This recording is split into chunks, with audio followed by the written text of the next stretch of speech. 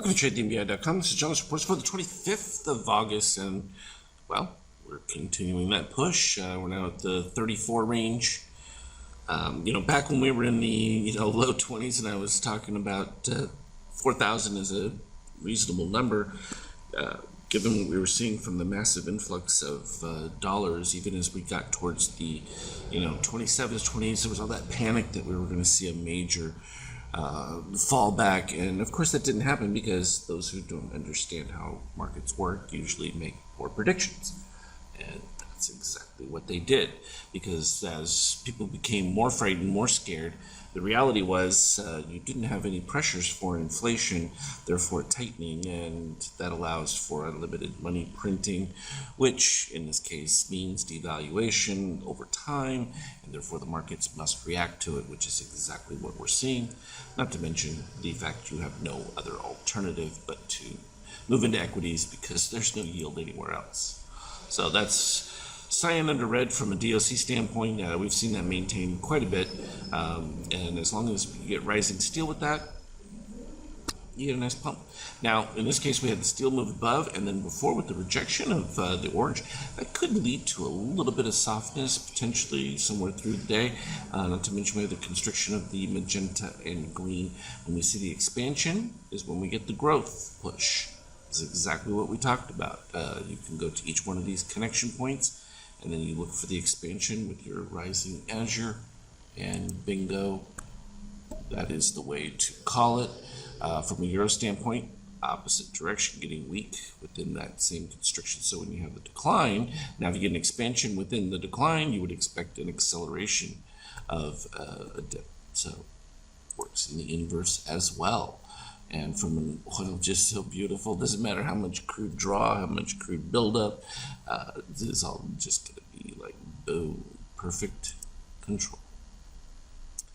And from a gold standpoint, gold's going to struggle for a little bit in this. We knew we were expecting that with this full reset that took place within the shakeout. It's going to need some other impetus, world event, or indication that there's some build of new inflationary pressures. Or, I mean, the reality is we've got the elevation just because of the devaluation there. That's a given.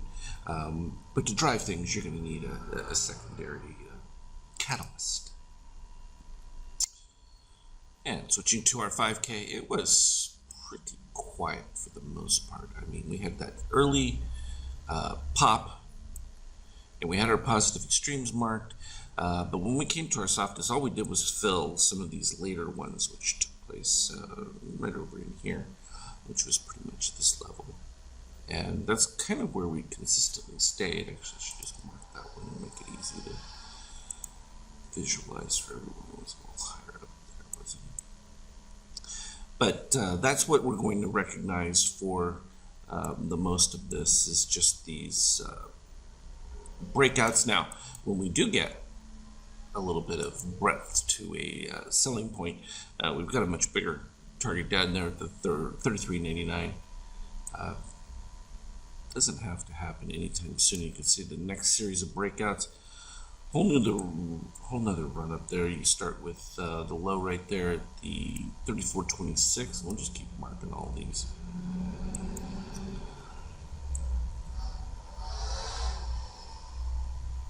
Right about there with that low, starting the new marker because these had already been filled back in, and then that pretty much runs the course all the way up through. All these have all been filled now, going across to here, but all in all, good action. I mean, 34.40 range. If the market views the Republican convention as going strong and the increased likelihood of one candidate's improvement over the other, you will probably see a stronger move in a upside direction because the market prefers stability and knowing ahead of time what's going on. And once there's a clear indication in their minds, then they will move accordingly. But I don't see where either of them is going to be in a situation where they're going to be tightening, though. I know Biden mentioned that he was going to raise taxes, but only if you're over $400,000 a year or something. I think the market generally knows that they've pretty much got any politician at this point by the arm and just twisting, because there's no other choice. You need the activity in order to spur any sort of consumer spending, as well as any kind of growth.